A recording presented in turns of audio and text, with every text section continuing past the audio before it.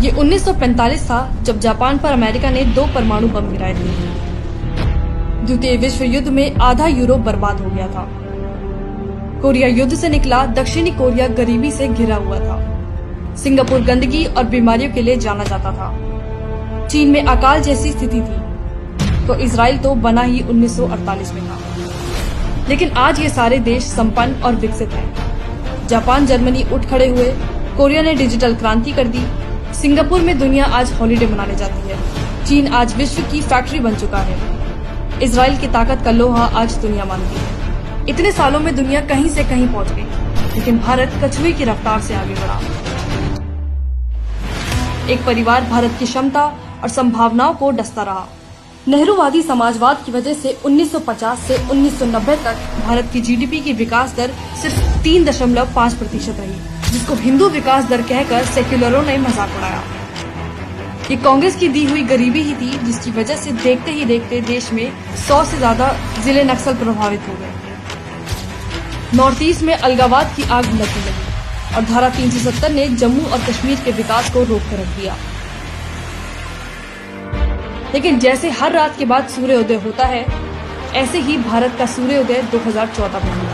मैं नरेंद्र दामोदर दास मोदी सरकार ने धारा 370 खत्म करके जम्मू और कश्मीर को 2 परिवार की गुलामी से आजाद कराया, जिसके बाद राजौरी में आजादी के बाद पहली बार 20,000 घरों तक पहुंची बिजली आ गई तो जैसे एक रोशनी आ गई हमारे घर में। हमें बिजली की बहुत बड़ी सहूलत है। इससे पहले हम बहुत दिक्कत थे और बहुत तंगदस्त थे हर चीज से। 3000 मीटर की ऊंचाई पर विश्व की सबसे लंबी सुरंग अटल सुरंग बनकर तैयार, जिसकी वजह से मनाली से लेह के बीच की दूरी 46 किलोमीटर तक हो जाएगी कम। लद्दाख में बनने जा रहा है पहला केंद्रीय विश्वविद्यालय, जो देश का पहला बोर्ड अध्ययन केंद्र होगा। माननीय प्रधानमंत्री जी ने जब घोषित किया कि लद्दाख को सेंट्रल यूनिवर्सिटी दिया जाएगा, तो ये बहुत खुशी की बात है। लद्दाख में बिजली समस्या खत्म करने के लिए 120 करोड़ रुपए की परियोजना शुरू। विभाजन के वक्त पाकिस्तान से आए 20,000 हिंदुओं को मिली 70 साल बाद नागरिकता। 70 साल से सफाई का काम करने को मजबूर 10,000 सफाई कर्मचारियों को भी मिली देश की नागरिकता। पिछले 1 वर्ष में 10,000 लोगों को मिली जम्मू और कश्मीर में सरकारी नौकरी। आज तो हमें खुशी की बात है कि हमारे को नागरिकता मिल रही है। यहाँ आया सुकून से नींद आ रही है। धन्यवाद हो रही है इधर की सरकार की और मोदी साहब की। कश्मीरी पंडितों के लिए भी सरकारी नौकरियों में की गई आरक्षण की व्यवस्था। नक्सल क्षेत्र, मोदी सरकार में कम हुआ लाल आतंक का दायरा। 4 सालों में 44 जिले हुए नक्सल मुक्त, करीब 50% तक कम हुई नक्सली हिंसा। नक्सली प्रभावित क्षेत्रों से आने वाले 1200 युवा भारतीय एयरफोर्स में हुए चयनित। नक्सल प्रभावित क्षेत्रों में मोदी सरकार ने बनाई 5000 किलोमीटर सड़क। नक्सलियों के गढ़ माने जाने वाले बस्तर और अंतागढ़ तक पहली बार पहुंची ट्रेन। छत्तीसगढ़ के धुर नक्सली गांव पामेड़ तक आजादी के 70 साल बाद पहुंची बिजली।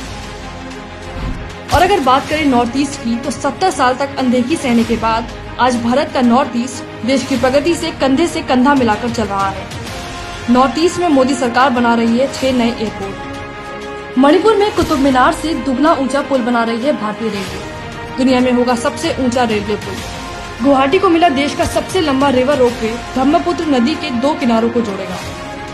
2022 में आजादी के बाद पहली बार सिक्किम तक पहुंचेगी भारतीय रेल। अलगाव, नक्सल और आतंक के गढ़ माने जाने वाले क्षेत्रों में ये मोदी सरकार की विकास की सर्जिकल स्ट्राइक है, क्योंकि जो 70 साल में नहीं हुआ वो अब हो रहा है।